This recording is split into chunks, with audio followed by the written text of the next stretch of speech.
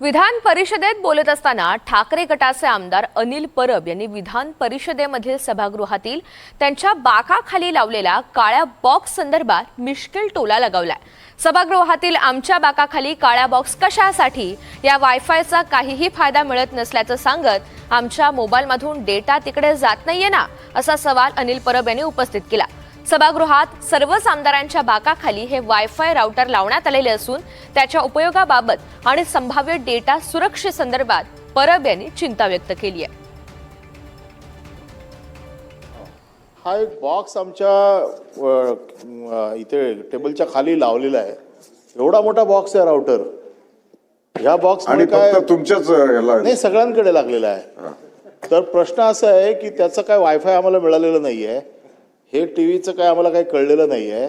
आम्हाला उलटी भीती वाटते, आमच्या मोबाईल मधनं काय डाटा उलटा जात नाहीये ना तिकडे। आयटी मंत्री असल्यामुळे म्हणून आयटी मंत्र्यांची वाट बघत होतो की ते येऊन काहीतरी मार्गदर्शन करते। अरे तुमच्याकडे वेगळी गोष्ट आहे, आमच्याकडे माहिती घेऊन किंवा तपासून सांगतो असं म्हणा।